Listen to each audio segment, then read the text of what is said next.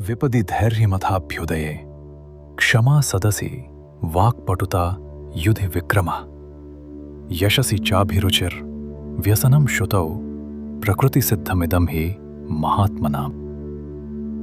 सुबह अलार्म बजता है 3:40। आंख खुलती है, लेकिन इस बार कुछ अलग है। आप उठना चाहते हैं, लेकिन शरीर कहता है थोड़ा और सो लो। यही वो पहला क्षण है जहां आपकी असली परीक्षा शुरू होती है, क्योंकि अब तक आप अपनी आदतों के गुलाम थे, लेकिन आज आप अपने भाग्य के निर्माता बनने जा रहे हैं। जब आप बदलते हैं, सबसे पहले आपका ही शरीर आपके खिलाफ खड़ा हो जाता है। विषपान, इसका असली अर्थ क्या है? जब समुद्र मंथन हुआ था तो सबसे पहले अमृत नहीं निकला था।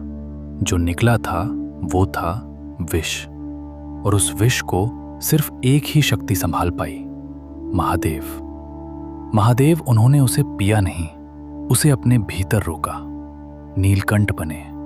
और यही है पहले 7 दिनों का रहस्य। आपको भी अपना विष बाहर नहीं फेंकना है, उसे देखना है, सहना है और पार करना है। जैसे ही आप इस 3 मिनट की साधना शुरू करेंगे, आपका शरीर रिएक्ट करेगा। ज्यादा नींद आएगी, सिर भारी लगेगा, आलस बढ़ेगा, शरीर टूटता हुआ महसूस होगा, और सबसे खतरनाक, मन आपको कन्विंस करेगा कि ये सब बेकार है। वो कहेगा कल से करेंगे, आज थोड़ा रेस्ट ले लेते हैं, इतना भी क्या जरूरी है। लेकिन सच क्या है?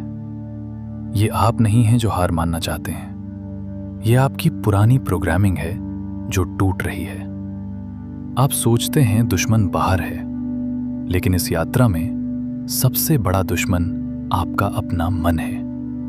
वो आपको डराएगा, भटकाएगा और हर दिन आपको वापस उसी पुराने वर्जन में ले जाने की कोशिश करेगा, क्योंकि मन कंफर्ट चाहता है, बदलाव नहीं, और आप बदलाव बन रहे हैं। दिन 1 से 3 सबसे कठिन परीक्षा। पहले 3 दिन सबसे मुश्किल होंगे।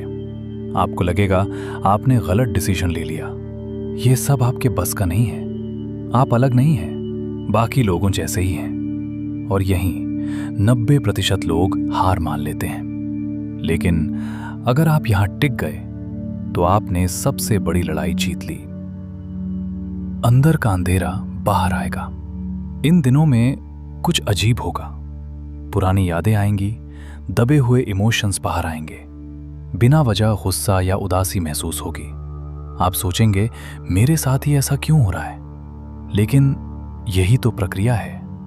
आप साफ हो रहे हैं, डिटॉक्स हो रहे हैं। जैसे गंदे पानी को हिलाओ तो पहले गंदगी ऊपर आती है, वैसे ही जब आप अपनी चेतना को जागृत करते हैं, सबसे पहले अंदर का अंधेरा बाहर आता है।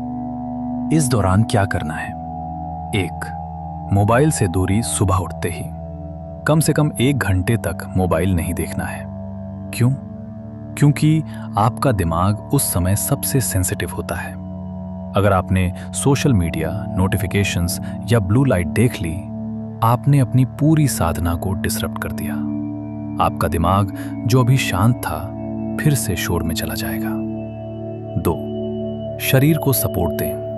ज्यादा पानी पिएं, हल्का भोजन करें, ज्यादा भारी खाना अवॉइड करें, क्योंकि आप सिर्फ मेंटल नहीं, फिजिकल डिटॉक्स भी कर रहे हैं। 3. खुद से लड़ाई नहीं, खुद को ऑब्जर्व करें। सबसे बड़ी गलती क्या होती है?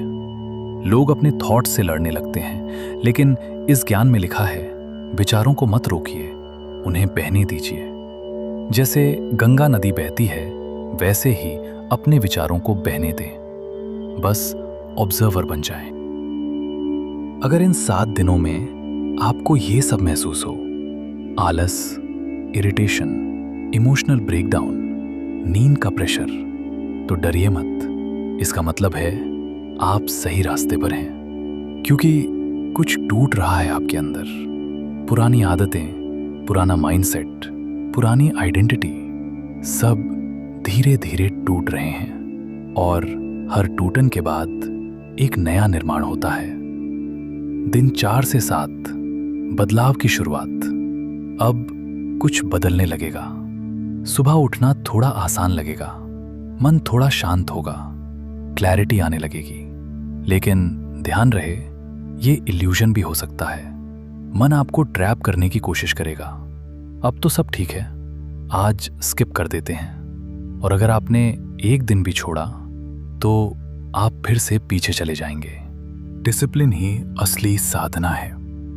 इस चरण में कोई चमत्कार नहीं होगा, ना अचानक पैसा आएगा, ना कोई मिरेकल होगा, लेकिन अंदर कुछ गहरा बदल रहा होगा और वही आगे चलकर आपकी बाहरी दुनिया को बदल देगा। सबसे जरूरी बात, मोटिवेशन टेम्परेरी है, लेकिन डिसिप्लिन ट्रांसफॉर्मेशन है। आपको मोटिवेट नहीं रहना है, आपको कमिटेड रहना है। अब आप पहले दरवाजे को पार कर चुके हैं, लेकिन असली खेल अभी शुरू हुआ है, क्योंकि अब आपका शरीर शांत हो चुका है।